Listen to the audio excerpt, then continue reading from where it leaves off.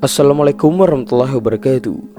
Halo sahabat, kembali lagi di Senja Islami. Apa yang terjadi setelah kematian? Sahabat, kematian bukanlah akhir daripada kehidupan, melainkan awal daripada kekekalan. Jasad yang tak bernyawa tidaklah terkubur di kedalaman tanah begitu saja. Ada ruh yang harus mengalami perjalanan panjang. Jadi daripada perjalanan ini bisa saja menjadi mengerikan atau pula menjadi menyenangkan. Semuanya tergantung amal salih di dunia. Sejak mengalami sakratul maut, manusia terbagi menjadi dua golongan. Pembagian ini akan terus terjadi ketika ruh diangkat dan melakukan perjalanan yang tak singkat ke atas langit.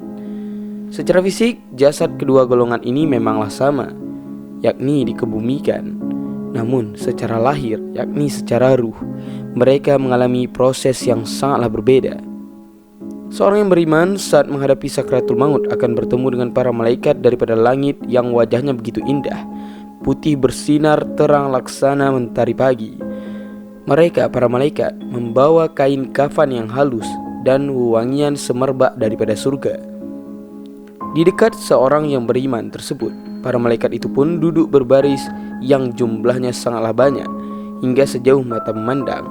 Rupanya mereka tengah menyambut hamba Allah yang akan kembali kepadanya. Hingga kemudian datanglah malaikat maut untuk menyambut nyawa si mukmin tersebut.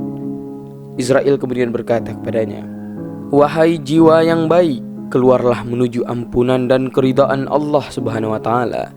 Maka ruh hamba Allah yang beriman itu pun keluar dari jasad dengan sangat halus. Diibaratkan prosesnya laksana air yang mengalir. Saat itu ruh itu pun kemudian tercabut. Semua malaikat yang berada di bumi dan di langit mendoakan ruh tersebut. Ruh itu pun tak berlama-lama di genggaman Israel, dengan segera menyerahkan kepada para malaikat yang berwajah putih. Kemudian membalut ruh tersebut dengan kafan lembut dan diberi wewangian surga hingga harumnya sangat semerbak. Setelah itu mulailah perjalanan ruh menuju Sang Ilahi. Ketika malaikat membawa ruh itu ke atas langit, semua pintu langit terbuka menyambut kedatangannya. Di setiap pintunya dijaga oleh malaikat. Setiap kali ruh melewati pintu, setiap malaikat berdoa agar ruh si mukmin dapat naik melewati tiap jenjang langit. Dan ruh itu melewati sekumpulan malaikat. Para malaikat pun bertanya, "Siapakah ruh ini?" Kemudian dijawab oleh malaikat berwajah putih, "Ia adalah Fulan bin Fulan." Disebut namanya saat dikenal di dunia. Demikian seterusnya terjadi hingga sang ruh mencapai langit ketujuh. Allah pun berfirman, "Tulislah catatan amal hambaku ini dan kembalikanlah ia ke bumi. Dari tanah mereka aku ciptakan, ke dalam tanah mereka akan aku kembalikan, dan dari dalam tanah mereka akan aku keluarkan pada kali yang lain." Para malaikat pun mengembalikan ruh ke jasadnya yang telah dikebumikan. Si mukmin itu bahkan dapat mendengar derap langkah orang yang melayatnya, hingga suara langkah pelayat terakhir jasad yang telah kembali bersama ruh itu kedatangan tamu di alam kubur. Sahabat, ialah Mungkar dan Nangkir. Ditanyalah 4 perkara kepada penghuni kubur. Siapa Tuhanmu? Apa agamamu? Siapa Rasulmu? Dan apa amalanmu? Inilah ujian akhir yang akan dihadapi oleh seluruh manusia. Seorang mukmin tentu mampu menjawabnya dengan mudah. Selepas itu terdengarlah suara dari langit, "Hambaku telah benar, maka bentangkanlah pertama ini surga untuknya. Berikanlah ia pakaian dari surga dan bukakan sebuah pintu surga untuknya." Sang mayat mukmin itu pun kemudian merasakan harumnya surga yang begitu semerbak mewangi. Kuburannya pula dilapangkan hingga luasnya sejauh mata memandang. Tak hanya itu sahabat, si mukmin pula didatangi seorang yang wajahnya sangat indah dan wangi aromanya. Seorang itu pun kemudian berkata, "Bergembiralah, ini adalah hari yang pernah dijanjikan untukmu," ujarnya. Si mukmin tentu sangatlah kaget dan segera bertanya, "Siapakah engkau? Wajahmu benar-benar membawa kebaikan." Seorang itu lantas menjawab, "Aku adalah amal salihmu." Sungguh aku mengenalmu sebagai seorang yang selalu bersegera di dalam ketaatan kepada Allah dan enggan bermaksiat kepadanya. Semoga Allah membalasnya dengan kebaikan. Sahabat, itulah sisi daripada kisah mukminin. Lalu bagaimana dengan orang-orang kafir? Maka kisah mengerikan terjadi sejak ruh para pembangkang syariat Allah itu dilepas dari tubuhnya. Didatangkan para malaikat yang wajahnya sangat gelap lagi keras. Kain kafan yang kasar dibawa mereka daripada neraka. Para malaikat itu pun kemudian duduk berbasis sejauh mata memandang di sisi si kafir yang tengah sakratul maut.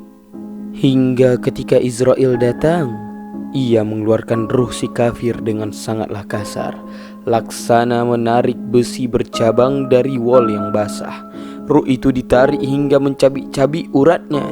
Wahai jiwa yang buruk, keluarlah menuju kemurkaan Allah, ujar malaikat maut kepadanya. Ketika ruh itu telah lepas daripada jasadnya, seluruh malaikat di langit dan di bumi melaknatnya. Wajah malaikat berwajah hitam segera membungkus ruhnya dengan kain yang amat kasar dan baunya tak sedap. Aroma ruh itu pun lebih menyengat daripada bangkai yang paling bau sekalipun. Saat dibawa ke langit, semua pintu langit tertutup dan enggan membuka. Setiap malaikat penjaga pintu langit berdoa agar si ruh kafir tak dapat naik menemui Rabb al-Alamin. Rasulullah bersabda saat mengisahkannya, tidak dibukakan untuk mereka pintu-pintu langit dan mereka tidak akan masuk ke dalam surga sampai unta bisa masuk ke lubang jarum. Quran Surat Al-A'raf ayat 40. Pintu langit enggan membuka, malaikat pun enggan mengantar. Maka ruh itu pun menjadi seonggok yang terlupakan. Allah pun berfirman kepadanya, tulislah catatan amalnya di neraka. Bumi terbawah, adapun ruhnya lemparkan begitu saja. Rasulullah kembali mengambil ayat tentang kisah ini.